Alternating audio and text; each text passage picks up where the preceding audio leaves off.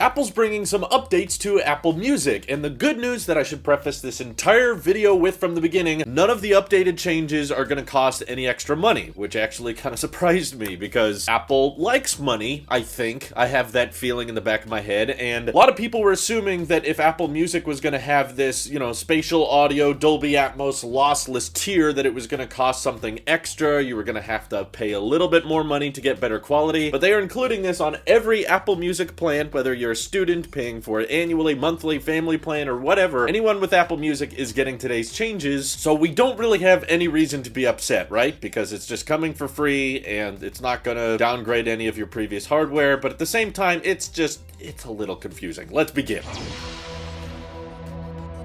I don't mean to come across as ungrateful, but I mean, I'm still currently not on Apple Music. I've been happily on Spotify for a while, not because I have anything inherently against Apple Music, it just, it was costing me a monthly fee, and my brother-in-law offered me Spotify for free on his family plan, and I just used that. It's hard to compete with free, so this isn't really convincing me to change, but essentially with Apple Music now, if you have AirPods with the W1 or H1 chip, or even Beats headphones with the W1 or H1 chip, you'll be getting support for spatial audio through Apple Music, which the wording is a bit confusing from Apple's side of things. They keep saying it supports spatial audio now, which is supposed to give you this 360-degree environment of music so that it doesn't just sound like audio is coming from your left and right, it sounds like it's coming from behind you or in front of you. And before, spatial audio used to be only available on AirPods Pro and AirPods Max with Apple TV shows, but now it seems to be working with Apple Music, or at least it will in June when this officially launches. But the whole thing with spatial audio was that, the audio changed depending on the relative position of your headphones to the display you were watching your content on. So if you were watching a TV show on your iPad and you had spatial audio and you turned around, you would hear the audio come from more of the left side, and it would change depending on how you were looking at it, which was kind of cool. Made for a great demo, but I didn't really find it very immersive because, I'm wearing headphones. I would rather just be completely immersed in all sound. I don't want it to feel like I'm looking away from the content when I am, but it's definitely more immersive for those shows that have surround sound and take advantage of that. And with Apple Music, you don't want it to sound like it's coming from the screen because it's music, it's not a visual, so you're gonna put that phone in your pocket or leave it on a table anyway, and that's why I guess Dolby Atmos and spatial audio are working with non-pro AirPods. They're working with even Beats headphones as well, because they're not going to be changing depending on the position of your phone relative to your headphones. It's just going to feel like surround sound no matter where your phone is. So basically it should sound better. That's the main takeaway of having spatial audio and Dolby Atmos brought to Apple Music now. But the weirder part that opened up a huge can of worms of confusion for audiophiles and Apple Music fans everywhere is this new lossless announcement. So now Apple Music's going to have support for lossless audio streaming, which is a very higher bitrate form of audio, and it starts off with CD quality, which is 24 bits at 48 kilohertz. But the weirdest thing about this is lossless audio does not work over Bluetooth at all, okay? So as much as Apple is abandoning the headphone jack and endorsing AirPods and trying to get everybody to go in on this completely wireless future, they're now announcing a feature for Apple Music that's not on by default, okay? So spatial audio and Dolby Atmos for all your AirPods and stuff, that will just turn on without you even noticing it. Whereas lossless is something you have to go into settings and enable because it's going to use a lot more data and it's not going to be as compressed as the typical AAC file format that all of our AirPods and wireless headphones are using these days. Lossless is only going to work essentially over a wired connection, whether you use Lightning headphones or a Lightning to headphone jack adapter on your iPhone or your iPad. Half the iPad lineup right now doesn't have a headphone jack, so it's interesting that just now Apple is announcing all of these perks to using wired accessories with their devices. And yeah, that default lossless format is 48 kilohertz, but it's supposed to scale all the way up to 192 kilohertz, which is insanely high. In fact, a lot of people in forums and stuff have been saying that this type of high resolution lossless audio is not even recorded in a lot of different studios. Granted, for sure it is by some, but it's not exactly a standard. I mean, this is a higher bitrate than even Tidal supports on their streaming, so it's kind of overkill, but it's definitely bizarre